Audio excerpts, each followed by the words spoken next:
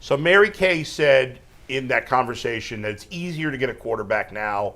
There's been more successful quarterbacks. And on some level, that's true. I mean, from 2005 to I think 2017, I don't think there's a single draft in there where there were more than 2 good quarterbacks in a draft. Now, since 18, it's happened 3 times if we include this season. So in 18, you obviously have Lamar and Allen, who are superstars, and then you have Darnold and Baker, who are starting quarterbacks, solid starting quarterbacks. And then obviously the 2020 draft might be the greatest quarterback draft ever. Outside, maybe the Marino draft, certainly. But 2020, you got Burrow, you got Herbert, you got Hurts, you got Love, you got Tua. You got 5 quarterbacks that are good to great. And this year, it looks like we're trending to what? I'm saying 2 quarterbacks. Just putting up 2 fingers. You saying there's only 2 this year? They're going to be top picks. Yeah. Oh, no. You guys are having separate conversations. I'm talking about 2024. Yeah. Oh, sorry. This year, all the quarterbacks. I hear Knicks has 24, only I played think, one this game. year, but it's the I'm sorry, 25 not Knicks. draft. Penix has only played one game. But the other 4 have at least, to me, showed that they're at least starters. Yeah. How good they are, we'll see. I mean, obviously, Daniels has been great. Knicks has been very good. The other 2, Drake May doesn't have much around them, and He's looked good. We watched Tatum knows. We watched the Bills Patriots on Sunday, and May looked all yeah, right. And he's got no talent. Around. No talent. Nothing. They got play. Stevenson's a nice back, but they played the Bills really well. Yeah, they played really well. Yeah, I was surprised by that. But go ahead, Mike. So the question I wanted to ask you guys about this is now with the current draft orders. Browns are 4th, by the way. We discussed this, and then you said, "Well, I'm going to stick with yours," and then but everyone started yelling. But it doesn't really matter because Jacksonville plays Tennessee this week, so the winner of that game, and Aditi's calling it, is going to make a big difference. If you look at the top 5, and yes, Tankathon has it this way. Bull says Tankathon's wrong. Whatever, 4 or 5, it doesn't really matter because Jacksonville and Tennessee play this week. But New England doesn't need a quarterback. Yeah, they just drafted Drake May last year. Jacksonville.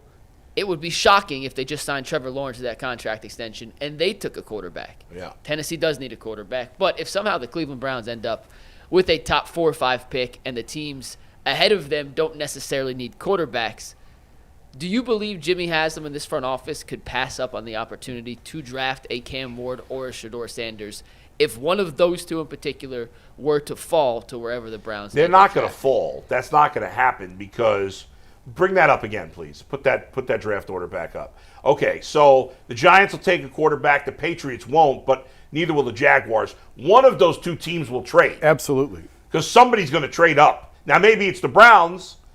I don't know. You really want to start bundling ones again? I was going to say I doubt it's the Browns, but somebody's trading up. I'm just asking the question. Yeah. If one of those 2 were on the board when the Browns are picking, could Jimmy Haslam in the front office pass up on the opportunity to not select their potential franchise quarterback? No, they would. I think it's an unrealistic question, but in theory, if he dropped to 5, yes, they would take a quarterback. I disagree with you. I think that they could drop to 5. You don't think somebody would trade up for one of them? Only has to be one team that loves them. Yeah, I think it's certainly possible somebody could trade up. Yeah. Everybody you talk to says that there's like 2 quarterbacks that are good in this draft.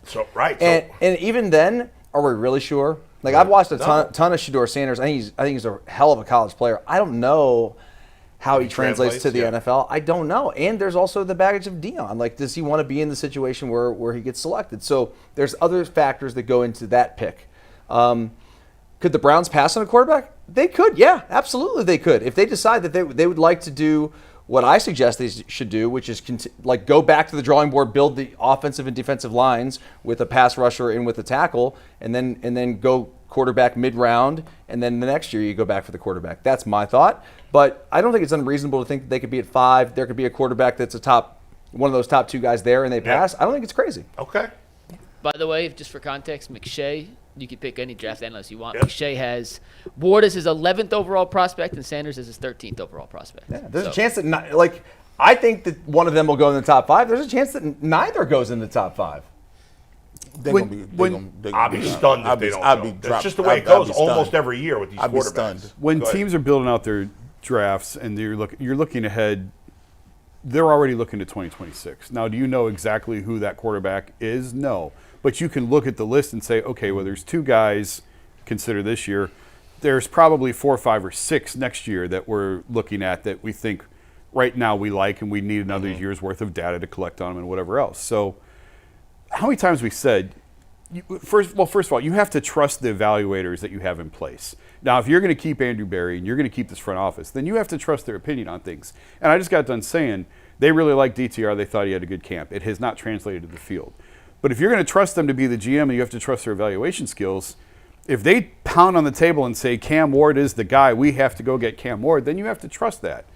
And if they say, you know what, we don't really love either of these quarterbacks, the worst thing you could do is take a quarterback just because you need a quarterback, because now you've just screwed up 2026. Other than the Cardinals, who went quarterback in back-to-back years because Josh Rosen was such a disaster that they went Kyler Murray, how often do you see a team draft a quarterback in back-to-back years in the top 5? Like, it never happens. So if you commit to one of these guys now, you've almost eliminated what could be and should be a much better quarterback class in 2026. So could they do it? Yes. Will they? No, I don't think so. I really think the quarterback that they find, the long-term quarterback, is probably in that 26 draft. And Dustin's right. Like, if you want to, maybe it is the kid from Ohio State. I was laughing at it earlier, but someone like that, a mid-round pick. If you want to burn a third-round pick on a guy, and I don't like burning a third-round pick on a guy who's probably not your answer at quarterback. No, but here's the thing with the third and fourth round picks. Yeah. Like, those guys, you say they're developmental prospects, but there are certain traits that those guys have that you're like, okay, that trait equates to a potential frontline guy. Okay. But there's certain traits that they don't have, or intangibles they may not have, that they could develop. I mean, a Jackson Dart from like an Ole Miss. Yeah. I'm thinking of some other quarterbacks. A Nussmeier out of LSU could be a third or fourth round pick. Big guy, played a high level of college football. Like, sometimes those guys, you get them into the pros, they become what? Really good game managers. And they have a ton of experience. Guys who've started multiple years. Right. Riley Leonard's going to get drafted by somebody DTR in the middle of the draft. I'm guessing fourth round, fifth round, whatever. Man, I just don't like. I don't trust Barry's drafts. I just don't. I don't trust his judgment, not on just a quarterback, but a lot of positions. He didn't swung and miss on a bunch of receivers. He swung and missed on D tackles. He swung and missed on offensive tackles. He had one top 10. He had 2 first-round picks, and he put it on Jed Wills. Well, he had 5 first-round picks, and he used them for Deshaun Watson, Jed Wills, and Greg Newsome. They were all wasted. I'm looking at these 3 and 4s that we talking about. We got, and you had in 2022 David Bell, with 2022 Perrion Winfrey, with 2022 Cade York, with.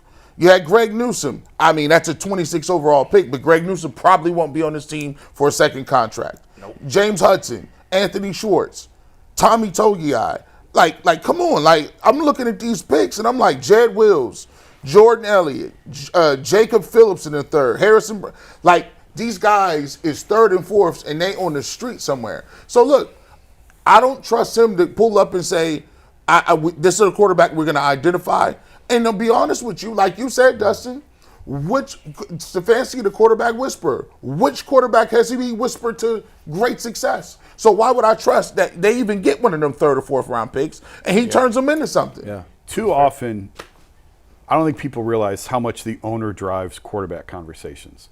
If the owner walks in the room and says, we need a quarterback, find me a quarterback, you got to take a quarterback, whether you like the guy or not. Yeah. I'm not saying Jimmy would do that. But that goes on in organizations in all sports. What I don't understand is if you're someone like, I get it when people like us who don't make crazy money are forced to do things like that, which sucks. But like, if you're somebody who's made millions of dollars already, why would you put up with that? I'd be like, I'm going to do what's best for the team. If you don't like it, fire me. Because there's only 32 of these jobs. But so what? 32 in the world. Debase yourself like that. And it might not be as black and white as we make it. The situation. I don't know. But anyway, here to me is the best case scenario for the Browns. Okay. Is they end up with a top 2 pick.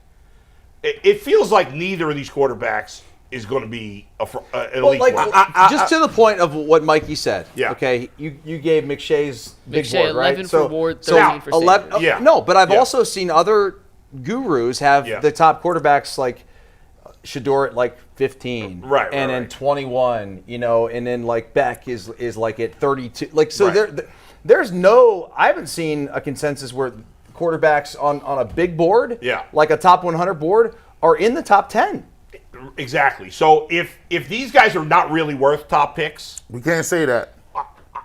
We're having a hypothetical. I'm just saying hypothetically. I'm I don't know. I'm just saying. I don't know enough. I'm just saying. I see Lamar Jackson go 20-something and be He great. went 32. 32. So that's even crazier. Okay, I'm just saying, if the Browns believe, and all I can do is go by what they're going to make the pick. I can't, no matter what I want. But I would think in a perfect scenario, if they don't believe in these quarterbacks and they think next year's draft, then you finish second, you trade down a few spots, you get a boatload of picks, and you still get an elite level player. Hey man, But- take a flyer on Jalen Milroe then. I would do it. Here's the thing that Fastest guy on the field. Here's the thing I know about prognosticating on quarterbacks 2 years in advance. Somebody would have said the year Matt Leinart was supposed to come out, he would have been the number one I pick, hear you, but, and he fell off. But even if but these guys could fall off. We don't know. Forget the quarterback lineup in 26. But- if these guys are not worth taking second overall, then don't take them. Here's what you got to plan for though. If you're not going to take one this year, you say I'm going to identify a quarterback in 26. That means you got to be terrible in all of 25 to even get that pick in 26. Okay, but what's the alternative? Take a quarterback at 2 who's not worth it, and then you suck anyway. Well, here's what I'm saying. All I'm saying is when you're speculating on the future, 365 days away from now. Forget that part of it. Forget that. Just throw out that I even said draft a quarterback in 26. Okay. If they don't believe that these guys are franchise quarterbacks, then you can't draft them. Then if they don't believe that through their evaluation, no, you can't draft them. Right. Now here's the scary part. Yeah. We are hoping. Have you seen something that would tell you that they would get, even if whoever they take, they're going to get it right? No. Bull, to show you the lack of consensus on where these guys. I just pulled up 3 other big boards. PFF's big board. Cam Ward 19, Shedeur Sanders 29th. ESPN, Shedeur Sanders 9, Cam Ward 15. CBS, Cam Ward 4, Shedeur Sanders 10. Yeah, now, to me, if I made a big board as a GM and I need a quarterback, if the quarterback is in my top 10, I would take him, even if I had the first pick. If he's 29, I'm not taking him. That's a big difference. I agree with that. If I needed a quarterback, quarterback's the only position I would. It also should matter what sort of system your offensive coordinator runs and what your coach wants to do. Those things are kind of vital. So Jason, that's another thing. We don't know what they want to run. Yeah, because Mary Kay, was it Mary Kay or Didi said that they're looking towards more of an athletic quarterback? Mary Kay said yeah. Okay, so really? Because Kirk Cousins wasn't athletic. No, I don't know. Because Case Keenum wasn't athletic. Well, did all of a sudden along the way here, did Kevin Stefanski change who he likes? Ken Dorsey likes athletic. And is Ken Dorsey going to? I've said 100 times. An athletic bone in his body. I would fire Ken Dorsey. Kevin, take back the play calling. I agree with that. Tommy Rees, offensive coordinator, or whoever. I've poked around that there's people in the building who feel like Rees is ready, not necessarily to call the plays, but start giving him more responsibilities. That he was up for a head coaching job in college. Make him the OC. Go back to Kevin's offense. Go back to what they've had success with, what he's comfortable calling, and find a quarterback that fits that. And a quarterback that fits that is very much a Brock Purdy. He doesn't have to be this athletic guy. Just don't throw it to the other team. Brock Purdy's been throwing it to the other team. Yes, I know, but the past years, that's where they had success. Like I said with Jason. Jason, I give you credit for this. I feel like they don't got a plan. I just don't. They don't. They don't have because they're it's not up in the air. They're still in. The fire is still burning. The fire's not out yet. They don't know where they're drafting. The season's not over. They don't know who's available. And they're stuck. There is no plan and they're right stuck now. with Watson on the cap. That's part of the fire still burning. And one huge decision I think that they have to make is if they're going to call next year, we're not trying to win next year, then cut them. Cut them and eat the money. Yes. And get it off the 100%. books. And if you are going to try and piece this thing together with a Kirk, whoever, then you do probably have to keep him and you have to redo the deal again and keep kicking the money out. I wouldn't do that. But I'd take the hit for the next 2 years. If you are saying we are done, we have no chance of winning next year, we're going to take our lumps, just cut them. I think you have to restructure it one more time. Take an $85 million cap hit next year. You'll still have one more massive cap hit in 26 as well, but then you can be done with it, and then you can move forward. But that's a huge decision they have to make. If I were Jimmy Haslam, I would bring back. If I'm going to bring back Stefanski and Barry, let's assume that they're going to both come back. Okay. I'm not letting them draft a quarterback this year. I'm going to make them earn their jobs. I'm going to say this is what we're going to do. Yeah. You're going to coach this team up. We're going to see how these guys respond next year. Yeah. And then if we feel like we're going to keep you for another year, we'll start talking quarterback. Right. I'm not going to go all in on a quarterback. That's a with great first round pick with a coaching staff that might be gone. Yeah, that just continues to cut the. Because then you're right. Because then if they have a bad start, then you fire in the coaching staff, and now the new coach is like, well, I didn't want this quarterback. I wanted this other quarterback. And then you got a first round quarterback who's going to have 7 offensive coordinators again. Yeah. More and more signs to me point to 2026 as being the year that they find a quarterback or try to find a quarterback. And that's okay. It is okay with the situation they're in. And There's no way to turn it around. And the Browns are winning nothing next year. No. If you're Myles Garrett, he's going to say, and I think what Myles Garrett means is, you could come with another quarterback, sell me on somebody else, but I done seen what's in the room. I've seen what's here. I don't want to see none of that no more. Don't give me DTR, Watson, Winston. Give me another quarterback and have him come in and be a veteran or do something. But under no circumstances am I going to sit here with these 3 quarterbacks. No, and Myles Garrett may have to go. Yeah. He may have to go because, I mean, and honestly, it's sad to say, but if that is generally the attitude of your best player, that you're just not happy to be a part of what they're trying to do. You're not in line with what. Which I can't blame him. Then you got to get him off the bus. Yeah, agreed. I don't blame him for not being in line with one. Totally agree. And I'm not saying I want him off the bus. Move for the Browns, but it might be the best move and There's a move no that you have to short-term make. fix. I don't buy. Listen. I think we've gone a little over the top on how bad the talent is. I don't think it's as bad as it's been. But we way overrated the talent last year. I don't think there's any doubt about it. If it was between, I'm going to be honest with you. Yeah. If it was between Myles Garrett and Stefanski or Barry, they got to go. But I don't think it's one of the other. It's not one of the. I agree with you. You always keep the star player. But I don't think one this has to do with the other. No. But here's the thing. I don't think that they can. They're going to do this dance all off season. How do you say to people, yeah, we punting on this season, but not what really. What other choice do you have? No, I'm saying that's the messaging. Well, every team that's going to suck has to do the same. Like it's the right? but he's calling them on the messaging. Yeah, that's true. It's like he's putting them. He's making it very uncomfortable. I think he's getting traded this offseason. Do you, Jason? I think it's a very real possibility. Yeah. I think his trade value is high. Yeah. They could get a lot in return. It sucks that they're in this position, but I think it is. This is the collateral damage of the quarterback not working. And I think they absolutely should do what you said and just cut Watson. It's disastrous for the captain next But you know what, man?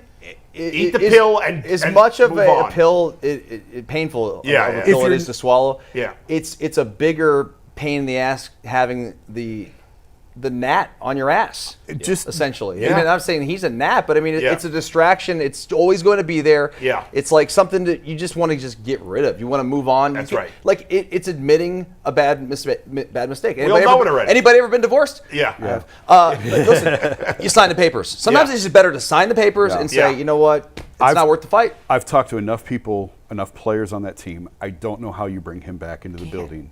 Even if he's not starting, even if he's not playing. Yeah. His presence of being in there, this isn't me saying this. This is I've talked to players who said like it was like a cloud was lifted when he left. Like they don't want him back, and it's just if you're not going to win next year anyway, why draw this out? That's right. Take the hit. Do it. Cut him. It's going to hurt for 2 years, and then you're done. And the only, the only hope to turn it around next year is if they take a quarterback wherever. And they happen to hit on some guy that happens to be great. Right. That's the only hope. Right. And based on what we know about this quarterback class, that is unlikely to happen. There's no other option. The best quarterback in free agency is Sam Darnold. The Browns can't pay him. No. He's getting $25 million a year at least off this season.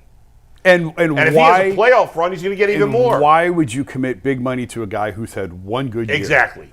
Like, that's insane. It doesn't make sense, and they're not going to be able to afford him anyway because somebody will. Somebody will. Now, maybe it's just Minnesota with the franchise tag, which probably makes a lot of sense. There's no other quarterbacks that's turning you around. Let me ask y'all this question: If 13 wins. if you're gonna be bad, Yeah. If you're going to be bad next year too, obviously, because you're saying next year's a class. Yeah. How does Stefanski and Barry last? They may not. They may not. They may not. Like, how could, like, Because again, they could. I said this yesterday, but Jimmy's focus is this dome. It's not 2025. He's worried about the dome. He doesn't care about the coach right now. If you got to fire the coach next year, so be it. He wants this thing rolling by 2027 so they can start selling this dome. That is his sole focus And they now. could save their jobs next year, even if they are not that good. If they draft, from Barry's perspective, he nails some draft picks, including the high Get picks. people on board. And Kevin Show some- coaches. yeah. We go into the season picking the team to win 4 games. They win and 8. If they win 6 or 8. 7, yeah, right. he can save and his they're job. competitive. And if you trade Myles, you have draft capital now. You can move up the board because I've mentioned Arch Manning a couple times. There's guys other than him. It's not Sure. just him. There could be 4 or 5 guys worthy of first round picks next year. And if you like one of them, if you're 12, you can get to 6 to get one of them or whatever. It's more. Minnesota went from 11 to it's, 4 to get McCarthy last year. There you go. Guys, it's such a great point, Jason. I mean, the idea of trading Myles Garrett, it sucks.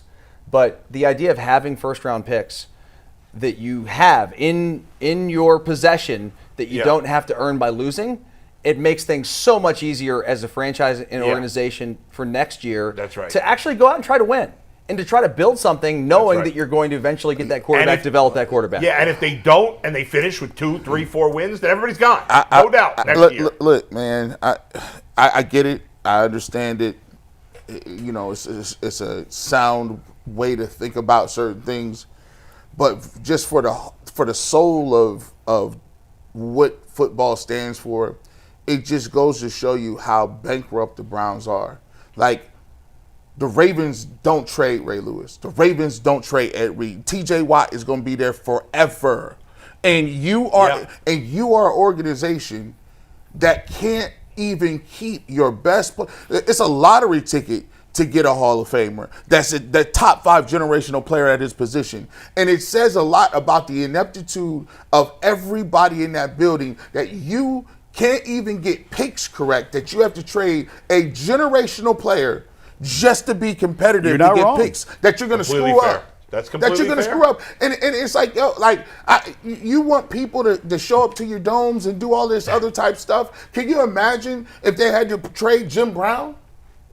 That's the equivalent. No, that's right. It's the equivalent. It sounds like a Guardians trade in the way where they're giving up a known commodity for the future. And you hate, even though there's nuance in baseball. Although the Guardians trades often work out. Well, I'm just saying, in the long term. G is always the anti-giveaway nailer. Right.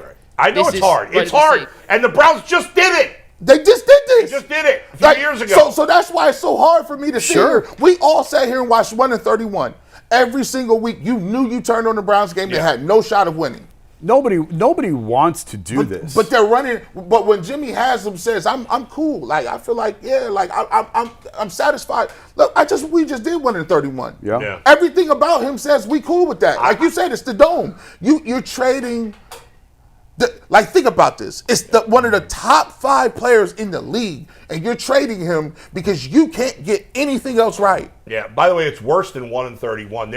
There was a stretch from the end of 2015 through the first week, the second week. There's a few more losses, right? Is it 1-33 or something? I think they went 4-46-1 during that stretch. See, and I don't even want to look it up, dude. the NFL, you don't have to do that. Like they just blew up the entire franchise. Yeah. I'm not sitting here advocating, okay, now next trade Denzel Ward. Okay, now next trade. I don't know if they have any good players after that. Yeah. But I'm not saying like rip out everybody and blow the whole thing up. It really is just it's a 1-year reset. And it sucks that 1-year reset sort of cost you, G's right, a generational player. Yeah. But he's given them 8 years. But and they've done very little with it. That's right. The Browns those teams don't trade those guys because they're never bad. Right. And certainly never this kind of Right. bad. If they're bad, it's an 8-9 season. Yeah. It's a 9-8 season. It's like filing for bankruptcy twice. Yep. It's a reason the government don't let you do that. Yep. Like you messed up. We wiped the slates clean. You tore it down. And you did it again. And then you came back and you bought 17 boats in the house. You know what they had, G? They all had quarterbacks. Flacco, Roethlisberger. Steelers had 1 year with Pickett, a couple years with Pickett where they were still winning. and then they get Russ. So if you don't have a quarterback, it don't matter who your left tackle is. It don't matter who your D end is. The rest of you could have Hall of Famers. Doesn't matter. It doesn't matter until you get the quarterback right. I told you yesterday. You could win for one season that way. You can't consistently win without a quarterback. You could have one good season without good quarterback. The Browns won 10 games with Derek Anderson. It happens. But he was good that year. He was really good. He played like a. I mean, was he a Pro Bowler? He was. Yeah. But you can't win with bad quarterback. Like the Browns won last year with bad quarterback play. You can't do that back-to-back seasons. I told G yesterday, we did a Brown stream in the afternoon. Myles Garrett, if you look at the advanced analytics, the numbers, he's on pace to lead the NFL in pressures again, on pace to lead the NFL in pass rush win rate. He's on pace to lead the NFL in double teams faced. He is, on paper, been arguably the best defensive player in football again. Mike, I don't know if we have time for the other topic because there's not, we have no super chats right now. We have 20 minutes to dive into all right. it. So, fine. but my point is, and I'll close with this. He wants your job too, man. You can have the very best defensive player in the world, and if you have no quarterback, what does it get you? But let me listen. Earl just said this in the comment section, and I think it's worth saying. Yeah. Why is it that everybody? You listen. We know Deshaun Watson played horrible. Some of the worst quarterback play in the game. Why is it that he played horrible? We are ready to move on from him, right? Correct, everybody. Oh yeah. Okay. So why is it that a coach and a GM can have that same horrible year, but they all get to stay? Well, I'm in favor of firing them, so I don't know. However, my argument would be that those guys, or at least Kevin Stefanski, did a good job last year. Is that fair? Well, whereas Deshaun Watson's been horrible his entire Browns tenure, Kevin Stefanski has not been horrible his entire Browns tenure. If you look at some people, some would argue and say, well, okay, Deshaun Watson hasn't been terrible his whole career, right? But I can only talk about the Browns. The whole career doesn't matter. My thing is, Deshaun Watson hasn't been good in 4 years. No, the question is, how is it that's the difference? No, hold on. How is it we make these decisions very quickly? Jameis Winston, terrible, threw these picks, get him out of here. I don't want to see him in New Jersey. DTR? Listen, he's not in the front quarter. Give it up on DTR. Hey, I did too. Yeah. But my question is this. It's a valid question from the other side. How is it that Andrew Berry, with his track record, and Kevin Stefanski are guaranteed that they're staying when they've had that? Saying they're guaranteed. There's no guarantees. Well, the owner said that. The owner said they're going to be back. Dude, the owner It's says the middle that of every the season. year. I don't know. It's But gee, it's still not apples to apples because Kevin Stefanski has had a level of success in Cleveland. Under 500? Deshaun Watson has not. He's under 500. I'm aware of that, but if you look at it, did he do a good job last year? You always talk about 2 years in a row, bull. I hear you, and I'm not against. G's saying, Bull's saying fire him. I'm not against firing him. I'm just throwing a rhetorical question out there. You asked me for what's the difference. I'm giving you a difference. That is a difference. Yes, what I'm saying is that is a valid question that people bring up. I'm giving you a valid answer. Kevin Stefanski had, in the last 3 years, Kevin Stefanski had an okay year. No, worse than that. A not good year, excellent year, and a terrible year. Deshaun Watson's had a terrible year, and a terrible year. That's the difference. I would say the reason, and if I was answered that same rhetorical question, I would say that nobody wants a full teardown. A full teardown, people would rather take one part out and tweak something else than say start over with a new quarterback. What would a full teardown be? Firing everybody. 1-31. And getting rid of all the quarterbacks. G, let me ask you one question. We'll move on. We got this comment on Twitter during this segment. I want to ask you this. David Hiltner tweeted at us and said he's mad that we said the Browns can't win anything next year. He said, "Are you guys kidding me? They have a very young team, a strong offensive line, and a great defense. They don't have a young team. Okay, well, Why he's part of can't that they win fringe next lunatic. The Browns' best players are all I didn't say this. pretty much 28 and older. Don't look at me. Who is a very good player on the Browns under 28? Not many. At a prominent position. JOK, but we don't know about his health status. Judy, Denzel. Judy. Is Denzel? How old is Denzel now? I think he's right around 27, I think. He He was the 18 draft, right? Yeah, Denzel's 27. He'll be 28 next year for the season. Okay. Here, look. How many first-year contract guys do they have that are really good? None. Let me They have say any? this. First year. Really good? I'm sorry, first contract guys, not first-year contract. It is I know what you not meant. conceivable that they could be a good team next year if they had a quarterback. It's Of not course, inconceivable. they could be decent. Yeah, if they were in the NFC South, Look, they're not competing in this division next year. You're nuts. I just saw Not you, but people. Russell Wilson turn it around a little bit if they got a quarterback. I'm with you. If they had a quarterback, they could compete next year. Where are you getting that quarterback? But what we're saying is the dilemma is ain't no clear path to no quarterback, a young one or a bridge. That's what I'm saying. The Steelers are much better coached than the Browns and have a much better organization than the So Browns. it's an uphill battle. And ultimately, Keep going. And ultimately, they ain't going to do. I could be proven wrong, and I will eat my words if it's not. They will do nothing in the playoffs because the quarterback play is not going to be good enough. Yeah, they probably won the championship. You know, Probably win a championship. I say they probably won't. won. Yeah. No, I mean, listen, it's hard to win a Super Bowl. We know that. Yeah. You saw it with your team a few years back. You know, like it's really tough once you get in there. Russell Wilson's done it. He's been there. Do I think they're going to win a Super Bowl? No. Do I think that they could win some games in the playoffs? Why can't they? They're the Guardians. Think about it. Think about this perspective, right? The Bengals have the worst defense in football, probably, or one of them, right? Mm-hmm. Okay. Right now, they're not in the playoffs. The 3 teams ahead of them for that 7th spot are Denver, Indy. Indianapolis. What's that? Is that Indy? Right. Denver, Indy, and Miami are all ahead of Cincinnati. Who do you think is the last team that Buffalo wants to play in the first round of those 4? Cincinnati. It's not even close. Okay. Why? Joe Burrow. Quarterback. That's it. Yeah. That's it. It's all about the quarterback. Guys, Now, I don't know that the Bengals, I would pick the Bills to win that game. I'm not delusional. But still, Bills probably would, but there's probably a little PTSD, right, Tatum? Yeah, from a couple years ago. At Yeah, least remember in that game? Josh The Allen. snow? If Josh Allen's playing the Broncos or the Colts or the who's Dolphins. the Dolphins, yeah, Tua's a decent quarterback, and Bo Nix showed promise as a rookie. He ain't worried about having to keep on those guys. I watch the Bills every week, dude. Yeah. I'm not worried about Tua Tagovailoa. No. I'm not. Joe Burrow, I'd be scared. Exactly. As a Browns fan, even though the Bills are a better team. As a Browns fan, McNuggets, I'm gonna be honest with you. We'll move on. Yeah. If you told me the Browns had got 8 wins with a bridge quarterback, and they somehow got a quarterback in this draft that is promising, that looks like they could develop, I'd take that. Yeah, okay. I'm not sitting here saying 12, 15 win Super Bowl. I'm not delusional. You give me 8 wins and some nice games and some competent football, I'd say, okay, clap it up. I don't think any of us saying that's impossible that they can be a competent football team. Well, that's all I'm asking for. Yeah, I mean, I think after this. but I think that's the best case scenario for next year. Right. is Best competent case football scenario is on December 24th to be in the hunt. That's it. Best We case. just want to be on the graphic. You want to be one of them 3 teams on the graphic. It don't even got to be the first or second in the hunt. It could be Just the gotta one. be in Doesn't the matter. hunt. Even Not if, mathematically. Yeah. even if you need 13 things to happen, Yeah, I want to be on that 13, list. that's Sign me up.